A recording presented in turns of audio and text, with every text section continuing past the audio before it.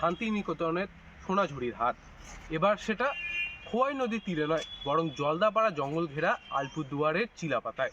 এই আলিপুরদুয়ারের চিলাপাতায় বর্তমানে চলছে চিলাপাতা উৎসব।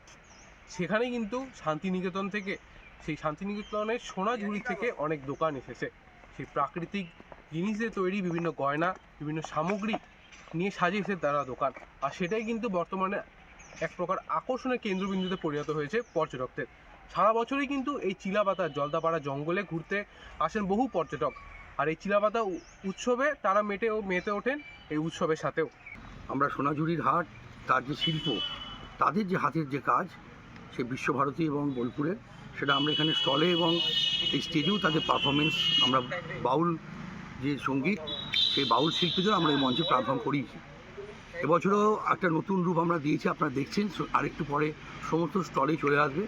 এখানকার লোকাল যে সংস্কৃতি, বড়ো, রাভা, আদিবাসী, রাজবংশী, তাদের যে ফুড এবং তাদের যে সংস্কৃতি, যে প্রোডাক্ট, সেগুলো আমরা এই স্টলে এখানে তাদেরকে রাখছি, যাতে মানুষ এসে সেটা দেখেন এবং নতুন একটা সংস্কৃতি যেটা আমরা এই মঞ্চে উৎসবের মাধ্যমে আমরা তুলে ধরার চেষ্টা করছি। থেকে আসছেন আপনারা? আমরা শান্তিনিকেতন বোলপুর থেকে সোনাঝুরি হাট। কি কি নিয়ে আসছেন এখানে স্টলে? আমরা নিয়ে এসেছি বিচের গয়না, ঘাসের গয়না, তাল পাতার গয়না, তারপরে বিভিন্ন রকমের গয়না নিয়ে এসেছি। এত দূর থেকে মানে কি কি বিশেষতা আছে আপনার এখানে? আমার এখানে ঘাসের গয়না আছে, আর তারপরে বাঁশের চাবি রিং আছে, এগুলো কি মানে আপনার নিজের কাপড়ের চুড়ি আছে, কাপড়ের কানের আছে। হ্যাঁ, এগুলো কি সব আমাদের হাতের কাজ। নিজের হাতের তৈরি? হ্যাঁ, সব হাতের কাজ। প্রথমবার এসেছে নাকি না, এখানে? আগের বারও এসেছে। আগের বার ছিল।